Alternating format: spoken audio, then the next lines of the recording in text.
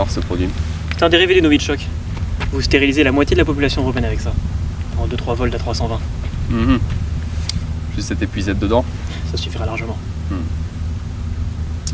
Voilà le puissant d'Europe. Bien. À la prochaine.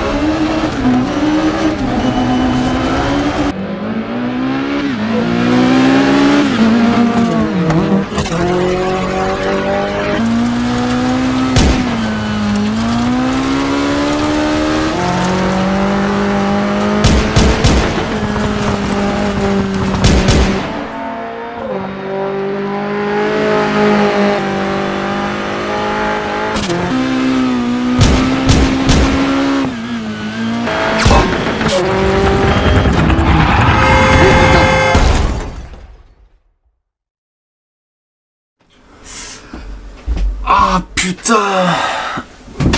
Foutu Dacia Sandero. Merde, putain, mon bandage il se barre. Il a récupéré le flacon, ce fils de pute. Déjà, je pense que je me suis fait arnaquer. Ça avait l'air d'être de l'eau son truc. Et yop, non, c'était du fake. Attends, ça est resté un peu. Fuck. Bon, vidéo sur un sujet qui me tient pas mal à cœur. C'est un sujet important de société, d'actualité, tout ce que vous voulez. Les chemtrails. Ce fléau qui ravage nos contrées, ce fléau caché par le gouvernement, ce gouvernement d'ailleurs qui veut prendre le contrôle de la population. Vous avez vu les compteurs Linky, y a des caméras dedans, la Terre plate évidemment, tout le monde le sait.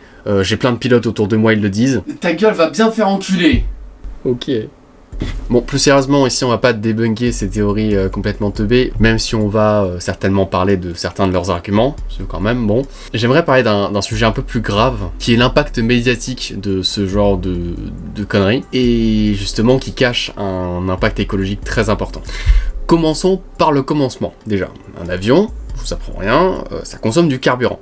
Voilà. Et son carburant, c'est du kérosène. Le kérosène mélangé à du dioxygène, ça fait une combustion. Et si vous êtes allé jusqu'en 3ème en physique-chimie, vous savez qu'une combustion, ça rejette du CO2, mais aussi de l'eau. Oh bah tiens. D'ailleurs, truc rigolo, dites à un gamin que le feu rejette de l'eau, il va péter un câble. Voilà. Pour expliquer un petit peu le propos, on va faire un petit cours de chimie. Voilà, pour petit rappel de 3ème. Le kérosène, c'est C10H22. Donc pour l'équation chimique, pour les petits curieux, 2 C10H22 plus 31 de dioxygène, qui donne 20 de CO2, plus 22 H2O. Voilà, donc ça veut dire que pour une mole de kérosène cramé, on a 11 moles de H2O créés. Donc en gros, 1 kg de kérosène cramé renvoie 1,3927 kg d'eau.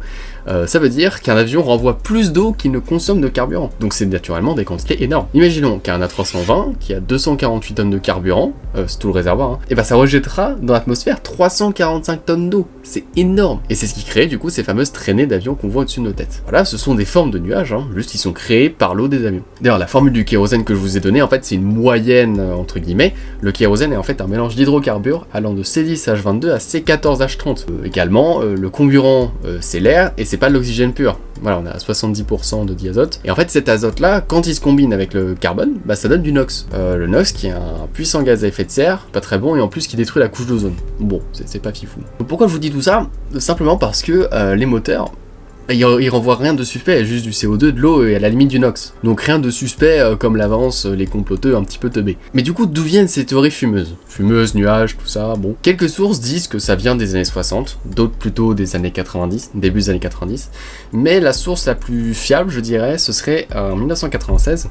En gros, l'Air Force a demandé de faire une étude sur le fait de maîtriser le climat à un endroit. C'est-à-dire que dans un lieu de guerre, pouvoir générer à la demande des nuages, du brouillard, des conditions compliquées, de la pluie, tout ça, pour avoir l'avantage sur le terrain. Et donc cette étude-là qui a été créée a mis la puce à l'oreille de quelques dégénérés qui se sont dit ouais, ils veulent balancer des métaux lourds dans l'atmosphère pour gérer le climat, et surtout, attention, ils veulent absolument baisser notre défense immunitaire afin de réguler la population, et donc d'avoir un meilleur contrôle sur la population. Bon, à partir de là, ça part complètement en couille globalement. Alors qu'est-ce que les avions font réellement?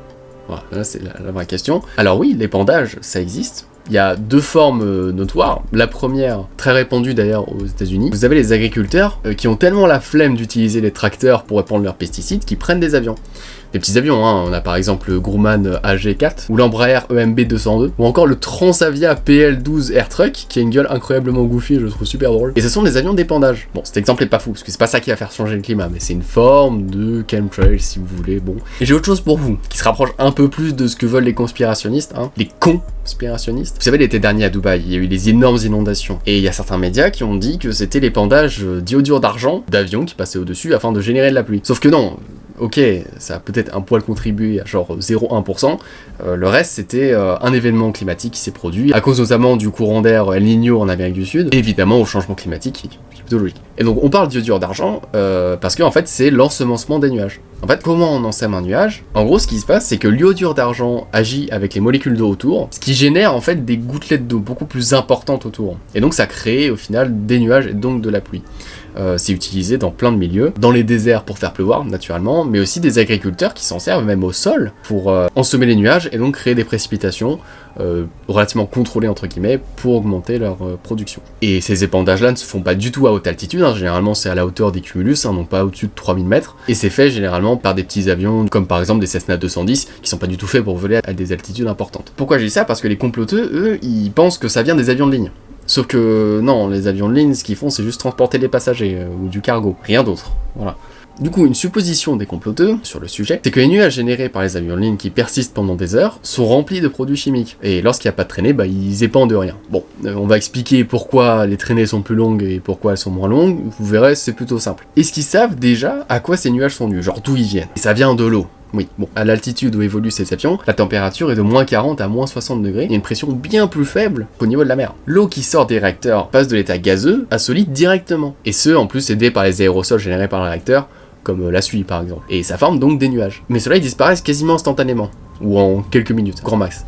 Pourquoi? Parce que l'humidité autour est tellement faible que ces morceaux de glace, ils se subliment grâce à la faible pression autour, plus le soleil qui les réchauffe un petit peu. Et du coup, ils reforment de la vapeur d'eau, ce qui limite leur impact. Bon, c'est pour ça que quand vous voyez un avion passer au-dessus de vous, dans des zones où c'est pas très humide, et ben justement, les traînées sont pas très importantes. Et d'ailleurs, carrément, certaines fois, dans des déserts, quand c'est extrêmement sec, quand l'air est très très sec, il n'y a juste pas de traînées du tout. Mais dans le cas où l'humidité est très importante, l'atmosphère, en fait, elle est sursaturée en glace. Quand ça se produit, il y a plus d'eau que ce que l'air peut contenir. Ça paraît bizarre dit comme ça. En fait, il fait tellement froid que la vapeur n'arrive pas à passer de l'état de vapeur à la glace, parce qu'elle doit passer par l'état liquide. Sauf que l'état liquide dans ces conditions, de pression et de température, bah c'est pas possible.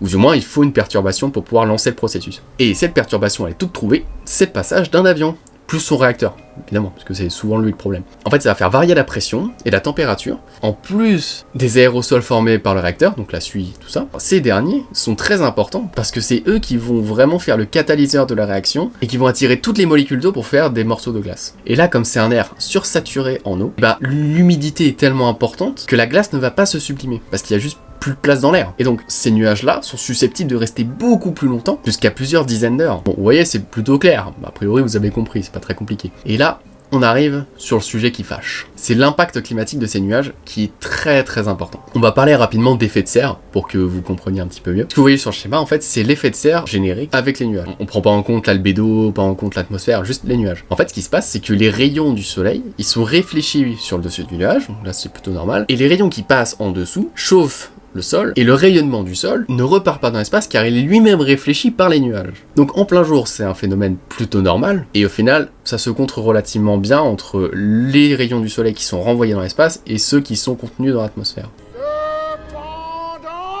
De nuit, c'est beaucoup plus chiant. C'est là où ça commence à chauffer. C'est le cas de le dire. La nuit, quand il n'y a pas de nuages, la chaleur de l'atmosphère va se dissiper dans l'espace. Sauf que quand il y a des contrails, pas chemtrails, contrails, donc les traînées de condensation, quand elles restent plusieurs heures, elles empêchent la chaleur de remonter et d'aller se dissiper dans l'espace. Ce qui empêche du coup à la Terre de se refroidir pendant la nuit. Et ça, c'est un problème. Parce que du coup, si la nuit ne refroidit pas, le lendemain, il fera encore plus chaud. Et donc ça a un impact climatique hyper important. L'impact climatique d'un avion qui génère ces nuages est multiplié par 10 ou plus.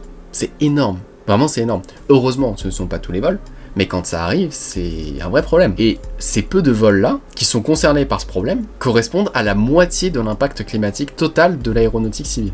Et le pire dans l'histoire, c'est ça qui est chiant, c'est que c'est évitable.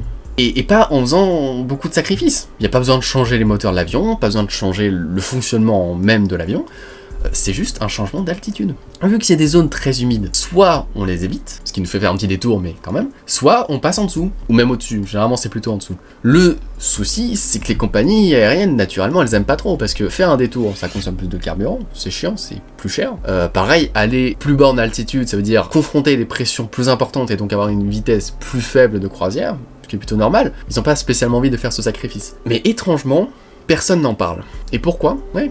En partie à cause des gens qui pensent que les chemtrails existent. Parce que quand tu tapes traînée de condensation sur internet, les deux choses qui ressortent, c'est ok, ça émet du CO2, très bien, et les chemtrails. Les chemtrails qui sont une daube totale. Donc, en gros, on cache un problème climatique derrière un complot. C'est hyper grave. Les compagnies aériennes, ça les arrange. Personne ne parle de leurs problèmes. Ils sont contents, ils font des bénéfices, tout ça. Mais parce que personne n'en parle, tout le monde parle des chemtrails. Et je suis sûr que les compagnies sont très contentes de ça parce qu'ils se disent c'est bien, on va pouvoir cacher ce problème. Et je peux presque dire qu'on peut pas leur en vouloir pour ça. Les gens qui croient bêtement à ce genre de théorie et qui osent le partager à des gens, c'est des criminels. C'est des gens... Ils en ont rien à foutre du climat, parce que ça empêche le grand public d'être au courant de cette chose facile à changer, et qui peut être fait du jour au lendemain. Et en faisant ça, vous contribuez au réchauffement climatique. Vous avez des morts sur la conscience, sachez-le, vraiment. C'est vraiment très très grave. Heureusement, les gens commencent un petit peu à réfléchir, notamment dans les compagnies, et il me semble, alors j'ai pas retrouvé l'article sur ce sujet, mais il me semble que certaines compagnies ont commencé à discuter sur ce point. Il est temps, parce que c'est quand même facile. Et en plus, certaines études disent que un Paris-New York, tu augmentes le prix seulement de 4 € pour ça. Franchement, 4 € pour avoir la moitié de l'impact écologique en moins, honnêtement, moi ça me va. Hein. Franchement, ça me va. Bon, voilà. Pour ce petit point, pour moi c'est hyper important ce genre de vidéo, parce que les théories conspirationnistes, souvent on dit que c'est juste des teubés avec un ordinateur qui disent des choses, mais en attendant c'est dangereux. Parfois il y a des dérives extrêmement graves dans ce genre de milieu, donc faites attention. Prévenez vos proches.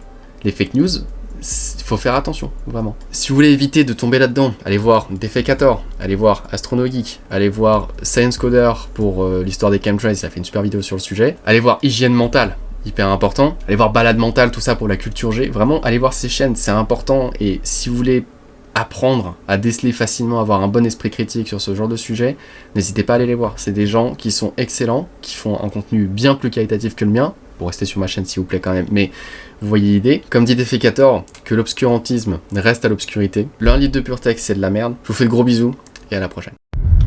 Je passe mes rapports, monsieur. Oh, oh, putain mec, non. Ah